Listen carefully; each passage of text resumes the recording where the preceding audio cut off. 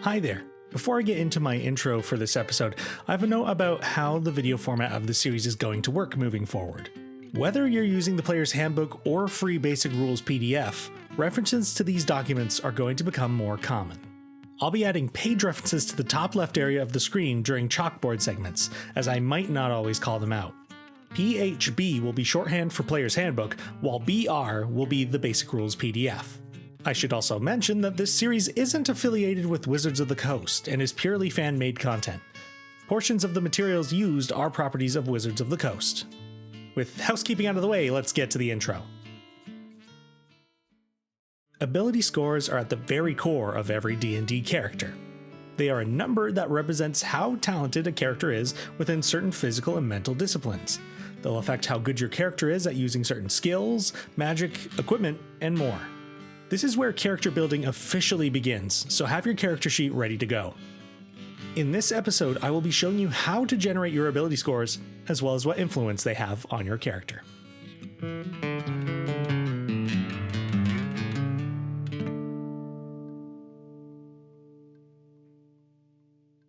There are 6 abilities that you can find on the left side of your character sheet. Strength, Dexterity, Constitution, Intelligence, Wisdom, and Charisma. Each ability governs certain types of skills and actions. The first 3 abilities are a character's physical abilities. Strength is as it sounds. It is an individual's physical might and athleticism. Strength makes a person better at attacking with brute force in toe-to-toe combat. If you're looking to move heavy objects, break down doors, and perform Olympic levels of swimming, jumping, and climbing, Strength is the ability score for you. Dexterity governs skills that require deft hands, balance, and coordination. Dexterity also helps to make a character more difficult to hit through increased reflexes, and also improves the use of ranged weaponry. A high Dexterity score will help if you're looking to move quietly, pick some pockets, and perform acrobatic maneuvers. Constitution is one's endurance and health. Having a high constitution means your character will have more hit points, allowing them to take more punishment during combat. Constitution determines how long you can hold your breath, the limit to which you can overexert yourself, and also your ability to resist poison and disease. Most classes will favor certain ability scores more than others, but Constitution isn't tied to any class in particular. Constitution is important for every character due to the impact on their total hit points. We're now moving on to the mental abilities. Intelligence is mostly linked to one's ability to recall information on different topics.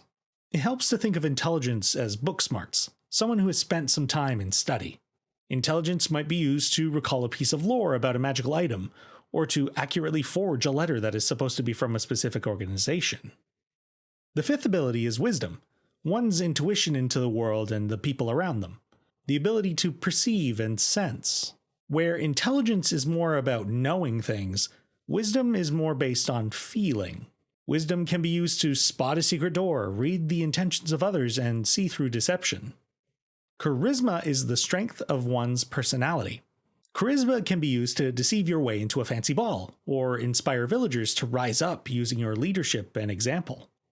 The mental abilities are also important for spellcasters, as they are what fuels their magical abilities. If you're looking for a summary of ability scores, there's a helpful chart on page 12 of the Player's Handbook or page 10 of the Basic Rules PDF that gives simple descriptions of each score, as well as which classes rely on those ability scores. We now know what the 6 abilities are and roughly what influence they have on your character.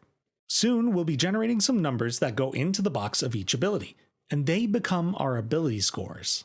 You might have noticed that there is also a small bubble beneath each ability score box. This is a place to enter your ability score modifier, or modifier for short. And just as you have 6 ability scores, you'll also have 6 modifiers, one connected to each ability. In my opinion, the modifier is actually more important than the ability score itself. Reason being, the modifier is the number that gets added to d20 rolls when using skills and features connected to each ability. For example, if you're using a dexterity-based skill, you'll add your dexterity modifier to the d20 roll. The way we determine what the modifier is, however, based on what number the ability score is. On page 13 of the Player's Handbook and page 9 of the Basic Rules PDF, you can find a chart for ability scores and modifiers. The left column of the chart shows us ability scores, while the right column shows their associated modifier number. As a player, the highest ability score you can achieve is 20, which has a modifier of +5. So we'll only need to be concerned about the range from 1 to 20. The reason this chart goes up to an ability score of 30 is that some powerful creatures and monsters can have ability scores higher than 20, so this is a reference for the DM as well. But for our purposes, I'm going to remove scores higher than 20. You may notice that an ability score of 10 has a modifier of +0, so we treat 10 as the average ability score. Ability scores higher than 10 are ideal, while lower than 10 can be detrimental, as there are negative modifiers as well. Every even number above 10 will increase your modifier by 1. If you have an ability score of 12, your modifier is +1. The modifier doesn't increase to +2 until the ability score becomes 14. On the opposite side, every odd number below 10 decreases the modifier by 1. If your ability score is 9, your modifier is -1. The modifier will decrease further to -2 if your ability score is somehow reduced to 7, but not 8, where it remains -1. Your modifier will be added to d20 rolls as a bonus if they are positive, or subtracted from d20 rolls as a penalty if they are negative.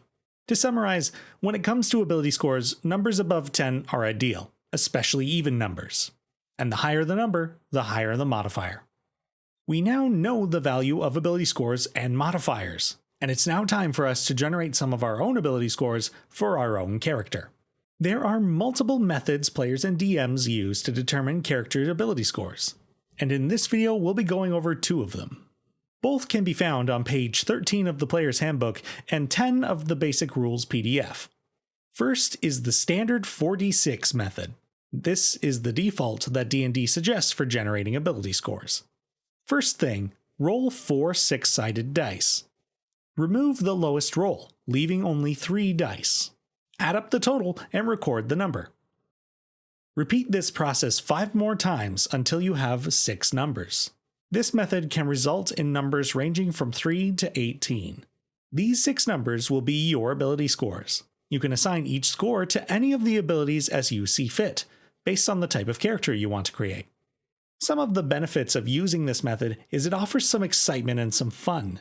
It maintains the unpredictability that surrounds a lot of D&D.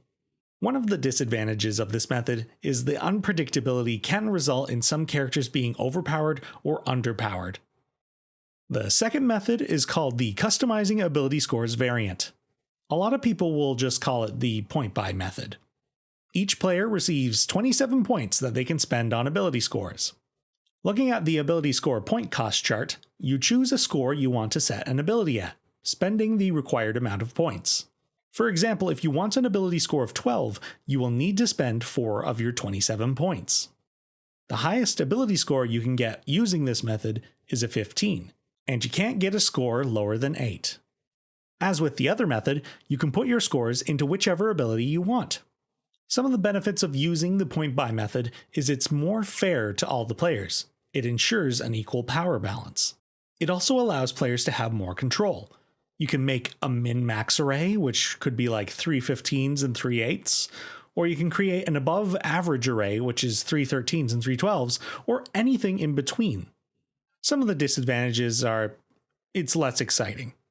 Some DMs and players will favor one of these methods more than the other typically, even though the point buy method is clearly the more balanced and more fair, but some players just love the idea of getting lucky with the rolls with the 4d6 method. If you haven't done so yet, now would be a good time to generate your ability scores. Choose one of the methods and follow the steps. Record your numbers, but don't assign them to abilities just yet. We'll be doing that when we get to the video on classes. For the character I'll be creating, I have used the standard 4d6 method.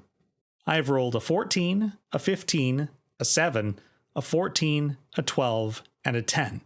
So right now my modifiers are +2, +2, -2, +2, +1, and +0. I'll also put my ability scores to the side until we choose our character's class. You might have noticed that I had a 7 among the ability scores I've rolled. It isn't the end of the world if you have a score or 2 under 10. Low ability scores present many opportunities for role-playing. It allows other party members to cover your weaknesses and allows for a more team-based game. As such, you'll be covering other players' weaknesses as well. Think about what it means to have a high or low ability score. These extreme scores can manifest physically in your character and through roleplay. A character with below average charisma might be awkward or shy, while a character with exceptional charisma might be extremely confident.